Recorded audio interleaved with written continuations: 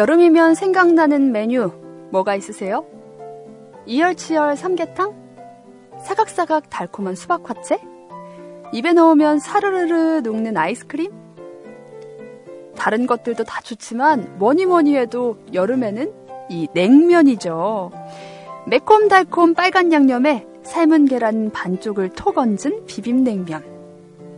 살얼음이 동동 떠있는 육수에 두 바퀴씩 얼른 돌려 후루룩 면을 먹고 나서 국물을 벌컥벌컥 들이키면 뼛속까지 시원해지는 물냉면.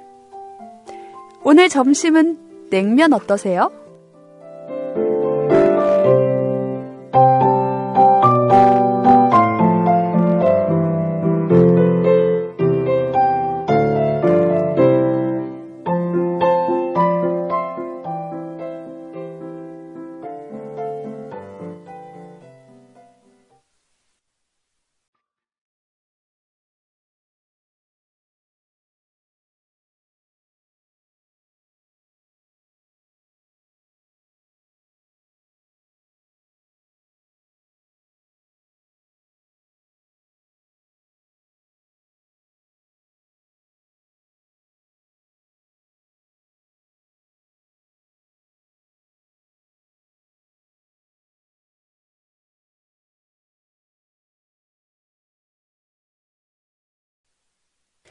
네, 오늘 첫 곡은 명카드라이브의 냉면이었습니다. 이 여름이 되면 꼭 생각나는 곡들 중에 하나예요.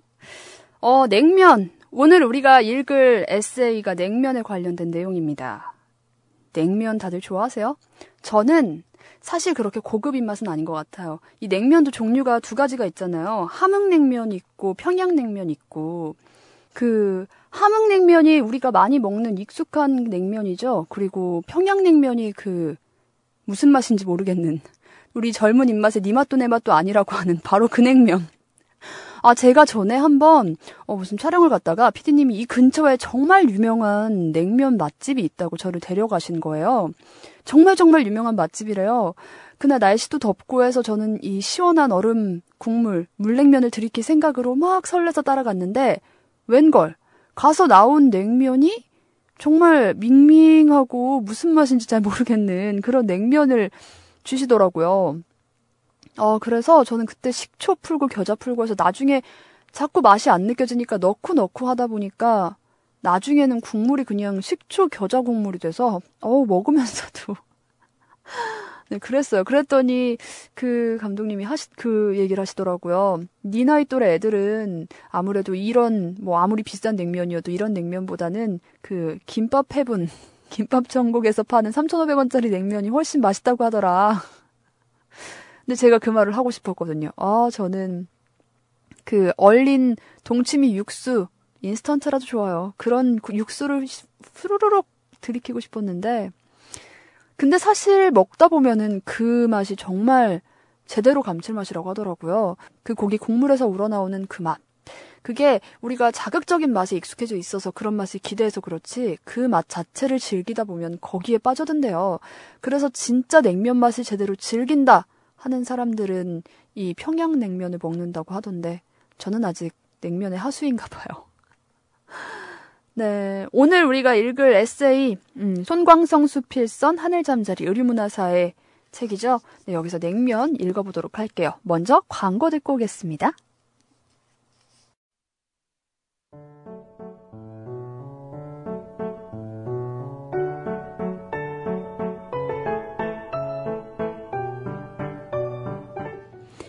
냉면.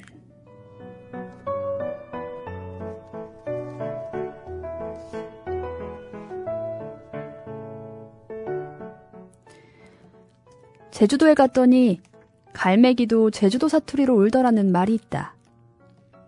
그만큼 지방색이 특별하다는 얘기다. 사투리는 말할 것도 없고 지방에 따른 음식 차이 또한 각별한 데가 있다. 냉면 하나만 놓고 보더라도 그렇다. 어렸을 때 일이다. 나는 함흥과 평양 두 곳에서 번갈아 가며 산 적이 있었다. 그때 두 지방의 풍습 같은 것의 차이에서 오는 당혹감도 그렇지만 냉면 맛의 차이에서 받은 놀라움 또한 적지 않은 것이었다. 함흥냉면과 평양냉면은 우선 그 재료부터가 달랐다. 함흥냉면은 감자 녹말이 원료이고 평양냉면은 메밀가루가 원료다. 함흥 사람들도 메밀로 국수를 누르지만 그것은 어디까지나 메밀국수일 뿐 결코 냉면이라고 하지는 않는다.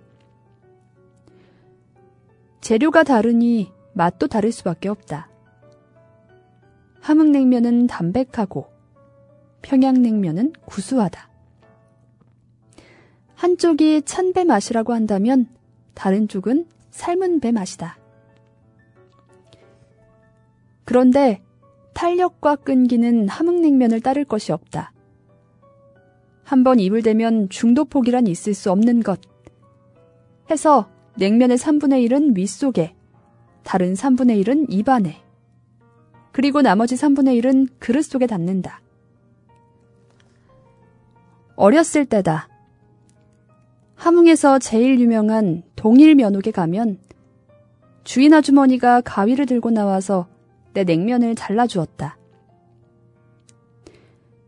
서울 사람들은 어른들도 가위질한 냉면을 먹는다. 하지만 진짜 함흥 토박이들은 가위질한 냉면을 먹지 않는다. 그 질긴 맛을 빼고 나면 무엇이 남겠는가? 진짜 맛의 일부를 포기하는 것이나 마찬가지다. 서울이 수복된 직후였다. 나일론실이 처음 수입되어 한창 인기를 끌었는데 그때 함흥냉면을 두고 나일론 냉면이라고 불렀다. 나일론처럼 질기다는 뜻이었다. 일본의 연인들은 아침에 일어나면 서로 속옷을 바꾸어 입는 풍습이 있다고 들었다. 그런데 함흥의 연인들은 속옷이 아니라 한 그릇의 냉면을 함께 먹는다.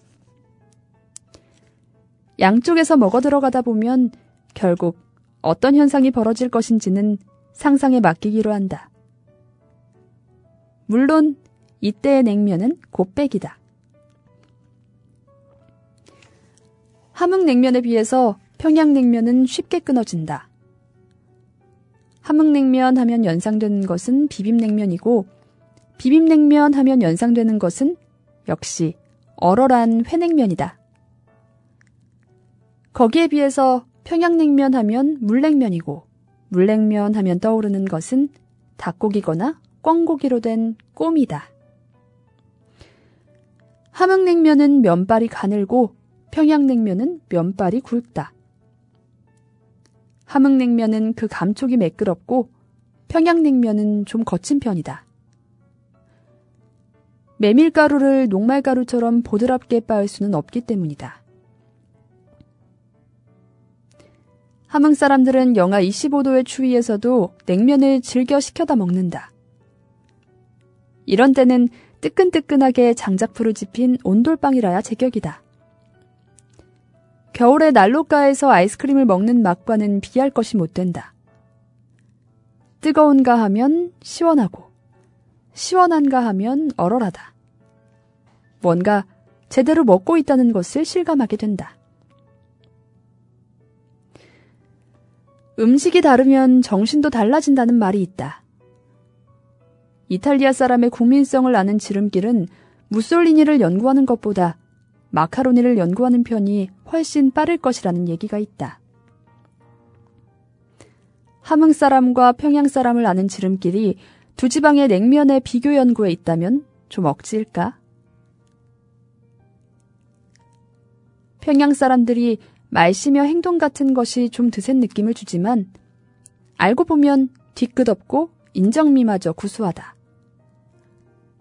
거기에 비해서 함흥 사람들은 매우 담백한 편이지만 어떤 경우에는 맵고 질긴 데가 있다. 함흥 사람들은 한번 언쟁이 붙으면 도시락을 싸가지고 다니면서 싸운다고 할 정도로 시비 가리기를 좋아한다. 냉면 사리를 가르듯이 사리를 가리자는 것이다. 평양 사람들이 기업가나 정치가라면 함흥 사람들은 법률가나 철학자다. 서로 다른 냉면을 먹고 자랐기 때문일까? 아니면 성격이 다르기 때문에 다른 냉면을 만들어낸 것일까? 아무튼 서로 개성이 다르다. 그러나 결점이 아니라 매력이다. 아름다운 지방색이기도 하다. 생각해보자. 개성이 없는 사람, 지방색이 없는 고향이란 얼마나 무미건조한 것이겠는가. 서로 존중하고 또 사랑할 일이 아닌가 한다. 지금은 식욕을 잃기 쉬운 계절. 오늘 점심은 시원한 냉면으로 해야겠다. 함흥냉면으로 할까, 평양냉면으로 할까. 이왕 냉면으로 하기로 했으니 지방은 따지지 말기로 하자.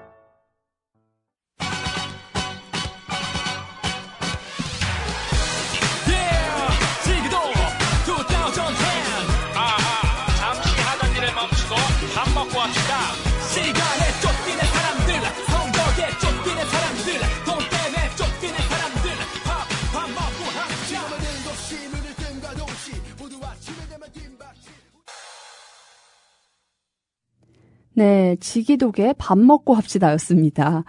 생각해보니까 우리가 항상 방송 끝나는 시간이 12시, 점심 먹을 시간인데 점심 메뉴 뭐 먹지? 이런 얘기는 거의 한 적이 없는 것 같아요. 우리 너무 교양스럽게 책만 읽었어요. 그쵸? 사실 직장 다니면서 가장 고민 많이 할 때가 바로 이 시간이잖아요. 11시에서 12시, 점심시간 직전. 오늘은 뭐 먹지 하는 고민. 뭔가 맛있는 걸 먹고는 싶은데 근데 뭔가 또 얘기를 하면 이건 아닌 것 같고 가장 어려운 아무거나 이런 주문 어렵습니다. 저는 사실 이 회사 근처에 맛있는 곳 먹을 곳이 너무 많아서 그래서 고민이에요. 먹을 데가 너무 많아서 참아야 되는데 참지 못하고 가는 곳이 지금 수두룩 빽빽 가자고 약속해놓은 곳만 해도 엄청납니다. 그거 하나씩 다 가려면 올해 1년이 다 지나갈 것 같아요.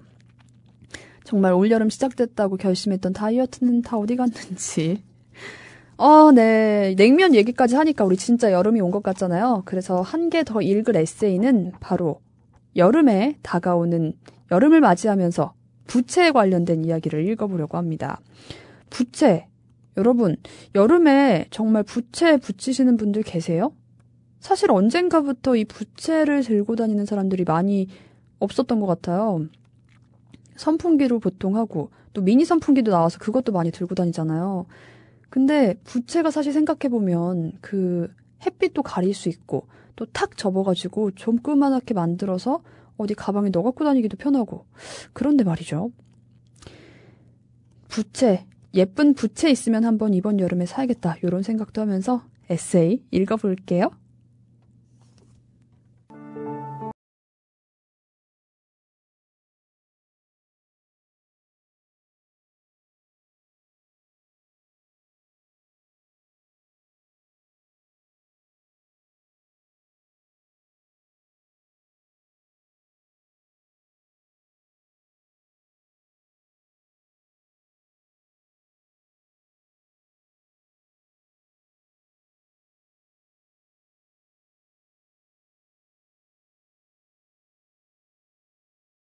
는지는 모르겠지만 여름이면 우리 집 마루에도 서너 자루의 부채가 굴러다니기 마련이다.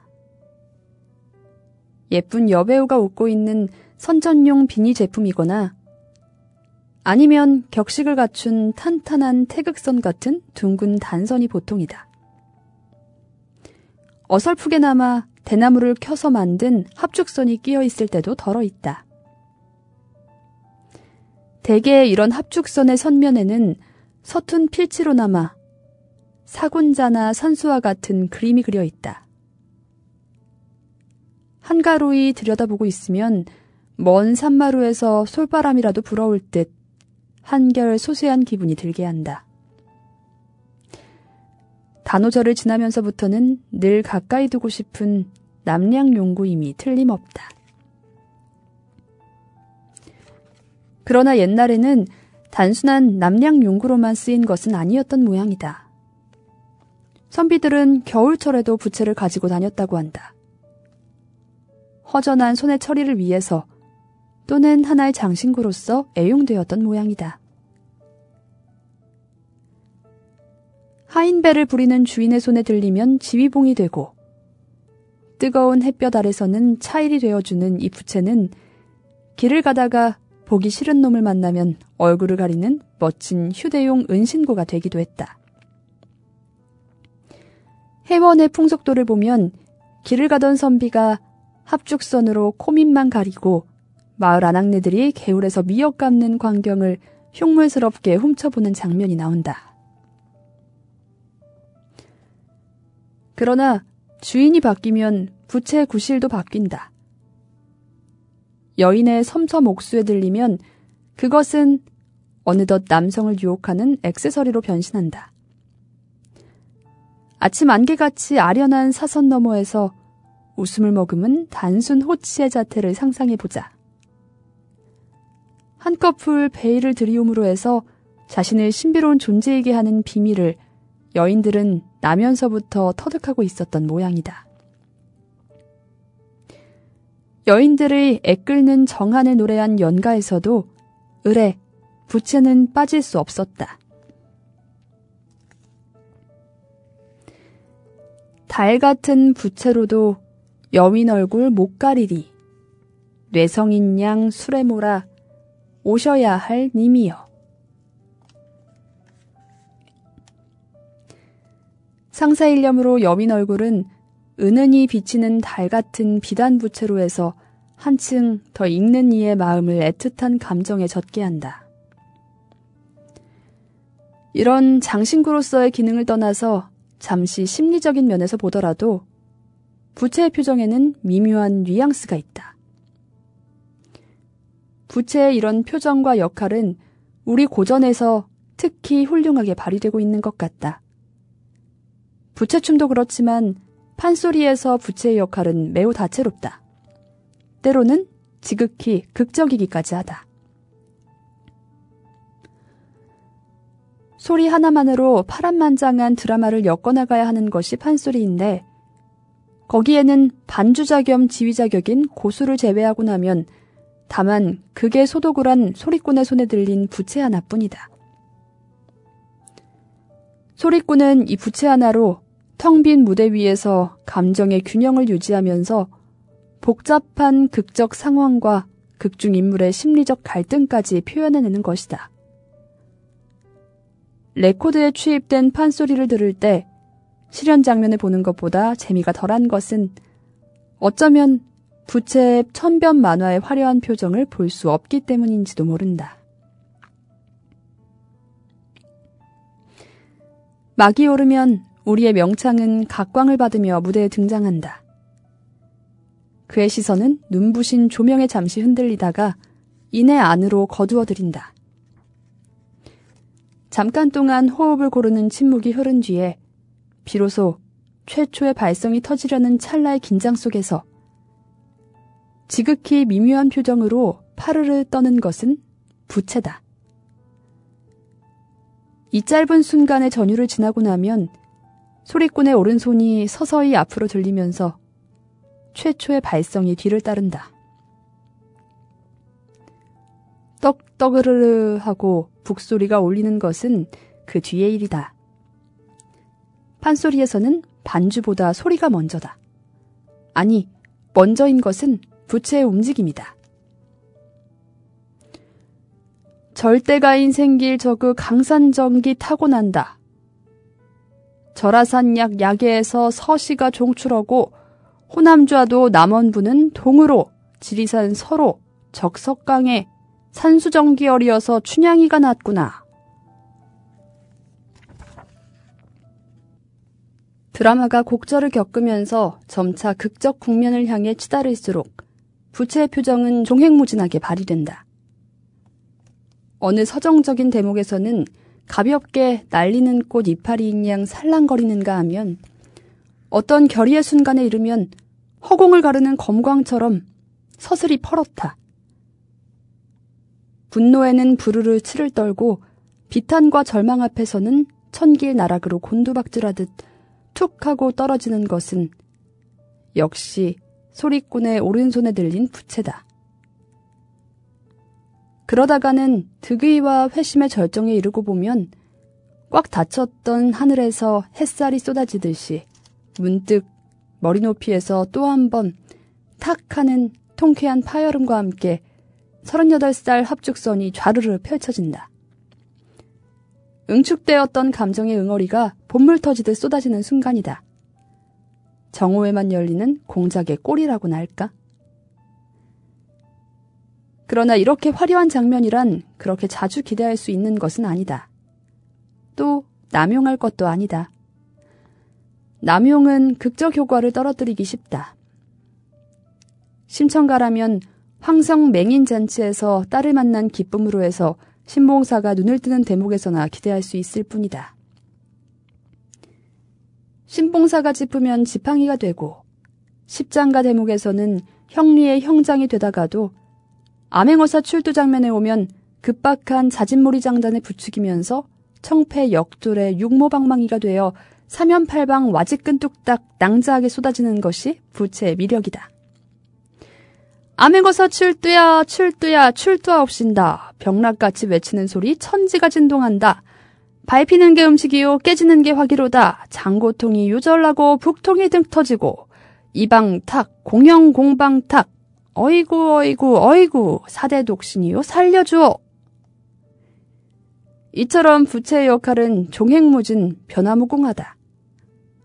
판소리는 부채로 해서 극적 환상을 일으키며 사건의 현장성을 맡는다고 해도 지나친 말은 아닐 것이다.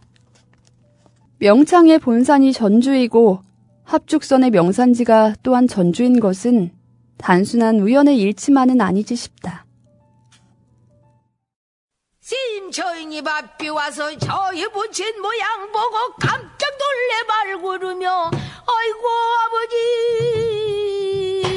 아이고 이게 웬일이요 나를 찾아 나오시다 개처에 넘어져서 유복면을 당하여.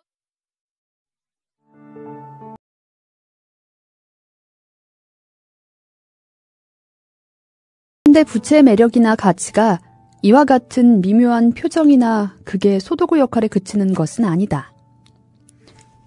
부채에는 그 자체의 아름다움이 있다. 부채를 붙이다가 무료해지면 잠시 선면회를 유의해보는 것도 재밌는 일이다. 우선 선면화의 아름다움에 시선이 머물 것이고 그 다음은 선면의 우아한 형태에 반하게 될 것이며 나중에는 그 아름다운 화폭을 펴고 접는 자유자재한 의장, 다시 말해서 그 아이디어에 탄복하게 될 것이다. 우리는 보통 아름다움을 우아미, 숭고미, 비장미, 그리고 골개미로 나눈다. 그런데 이 중에서 제일 윗길로 치는 것이 우아미다. 우아미는 다름 아닌 고전적인 형식미를 의미한다고 볼 때 부채, 특히 합죽선의 선면에서 그와 같은 완벽한 형식미를 보게 되는 것이다. 폭이라야 한 뼘을 넘지 못하며 제일 긴 쪽이 고작 한 자 남짓한 평면에 지나지 않지만 정사각형이나 직사각형에서는 구하지 못할 부드러움이 있다. 그렇다고 완전한 원형과 같으냐 하면 그렇지도 않다. 지나칠 정도로 완벽한 원형에서 느끼는 단조로움이나 따분함이 없다. 정사각형이나 직사각형이 주는 격자의 논리 같은 딱딱함도 없다. 그저 한 개의 긴 호가 외곽으로 성큼성큼 걸어서 돌고 있으면 안쪽에서는 다른 한 개의 짧은 호가 좀 젠걸음으로 바깥쪽을 향해 마주보면서 같이 따라서 돌다가 두 개의 호는 180도를 넘기 전에 같은 길이의 두 개의 짧은 선분에 의해서 양 끝에서 손을 잡는다.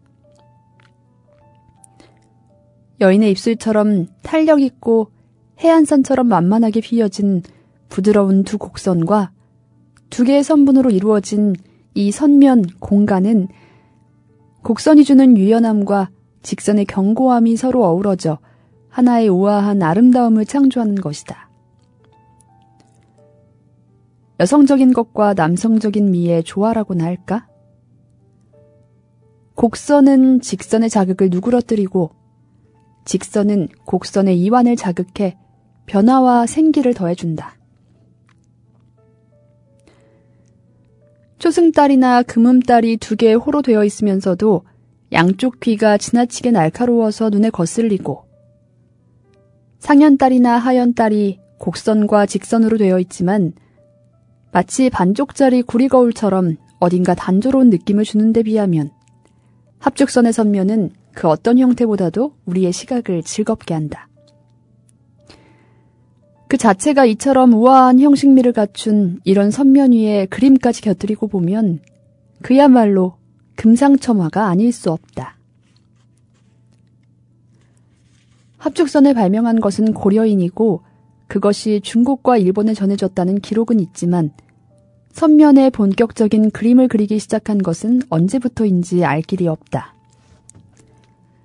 다만 우리나라에서 전해 내려오는 가장 오래된 선만화도 조선 초엽을 넘기지 못한다는 사실에서 그 역사는 그리 길지 못하다는 것을 알 수 있다. 하지만 서양화에서는 찾아볼 수 없는 화면 공간이라는 것에 의미가 있다. 어떤 소재이건 선면의 아담한 형태 속에 들어오면 얌전하게 길들여져서는 한 폭의 단아한 그림이 되기 마련인데 이것이 바로 선면화의 한 특징인 것이다. 동양화 자체가 그럴 테지만 선면화에서는 특히 여백이 강조된다. 깐깐하게 채우기보다는 허허롭게 비우기를 원한다. 꽉 짜인 선면에서는 소소한 분위기를 맛보기 어렵기 때문이리라. 부채란 원래가 더위를 쫓기 위한 남량 도구가 아니던가. 그러니 선면화의 소재로는 설경이나 우경이 아니면 파초나 연잎 같은 것이 제격이다. 또 하나의 특징은 그 기법과 자세에 있다 하겠다. 곰살스럽게 그린 사실화보다는 느슨한 기분이나 활달한 필새로 툭툭 치는 의경의 세계를 귀히 여겼다. 거기에는 속기가 없는 과장이 있으며 낭만적인 시정이 넘치기 마련이다. 본격적인 감상화에 비해서 선면화란 소품일 수밖에 없다는 숙명이 따르지만 항상 몸에 지니고 다니면서 수시로 감상하고 즐길 수 있다는 데에 다른 그림이 따를 수 없는 장점이 있다고 말하겠다. 말하자면 부채란 휴대용 미술관인 셈이다. 접으면 손가락 굵기의 대나무 가지에 지나지 않지만 한 번 펴기만 하면 12폭 치마처럼 화려하게 펼쳐지는 신비스러운 의장. 대체 어디서 그런 기발한 착상을 얻게 되었는지 알 길이 없다. 한 많고 눈물 많던 고려 여인들의 깊은 마음에서 꽃처럼 자연스럽게 피어난 것일까? 38개의 부채살 갈피마다 옛 여인네의 정안이 아직도 고스란히 서려 있을 것만 같다. 이처럼 우리 조상들의 미에 대한 감수성에서 꼽히고 또 오랜 세월을 두고 우리와 함께 해온 부채인 만큼 그 종류가 또한 다양했던 것은 어쩌면 당연한 일인지도 모른다.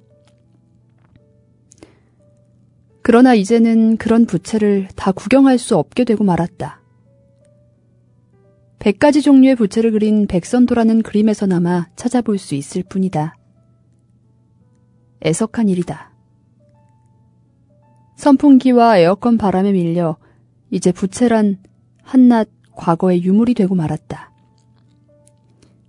하지만 진정 애석한 것은 과거의 그 우아와 품위와 그리고 여유의 시대가 부채와 함께 우리 생활에서 점점 멀어져 가고 있다는 사실이다.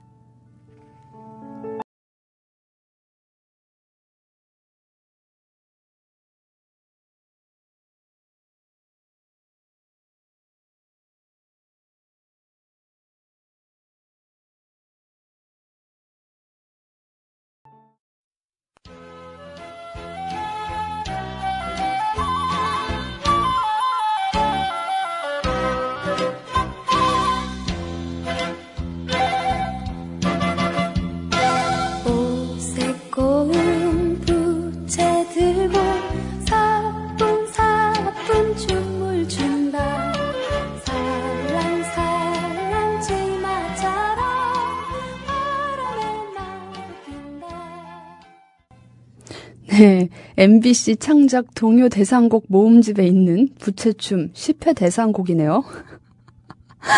여러분 오늘 너무 놀라신 거 아니죠? 중간에 갑자기 웬 판소리가 나오나 하더니 이번에는 또 웬 부채춤 동요야. 지금 뭔가 이 전통스러운 그런 부채에 대한 묘사를 듣다 보니까 갑자기 제가 이쪽에 꽂혔어요. 부채로 얘기하는 판소리 막 묘사하니까 갑자기 판소리 듣고 싶지 않았어요? 제가 그때 딱 기적같이 판소리를 틀은 회심의 일격을 가한 거 아니에요? 네, 방금 우리가 들었던 판소리는 국악인 김소희 씨의 심청이 효성 1위였습니다. 혹시 또 듣고 제대로 된 완곡을 들어봐야겠어 하시는 분들 한 번쯤 검색해서 들어보세요. 판소리, 저도 판소리 사실 제대로 정말 들어본 적은 없거든요. 근데 그것도 정말 맛을 아는 사람들이 즐길 수 있는 것 같아요. 뭐든지 배워야 느낄 수 있고 또 알 수 있는 것들이 있으니까요. 또 무엇보다도 우리 조상부터 내려온 전통이니까 잘 갈고 닦고 또 우리가 많이 아껴주면 좋겠죠? 네, 그렇습니다. 오늘 북적북적은 우리 이렇게 냉면으로 시작해서 부채로 끝을 내는 그런 한 시간 보내봤어요. 이제 여름이 정말 본격적으로 다가오는 것 같아서 여름맞이 오늘 북적북적 특집이었습니다. 시작은 여름맞이에서 클로징은 뭔가 굉장히 여백의 미를 주어야 할 것 같은 그런 전통스러운 느낌으로 마무리가 되지만 그럼 오늘 마지막 곡을 뭘 들어야 할까요? 제가 참 좋아하는 연주곡이 있어요. 양방원이라는 아티스트가 하는 연주곡인데요. 동양적인 느낌과 서양적인 악기들을 콜라보해서 굉장히 잘 만든 그런 연주곡들이 꽤 많거든요. 제가 오늘 그중에 한 곡을 들려드리도록 하겠습니다. 지금 막 생각나는 선곡이에요. 양방원의 플라워 오브 K 들으면서 이 시간 마무리할게요. 여러분 오늘 하루 기운 내서 활기차게 보내시고요. 우리는 내일 다시 만날게요. 여러분 안녕.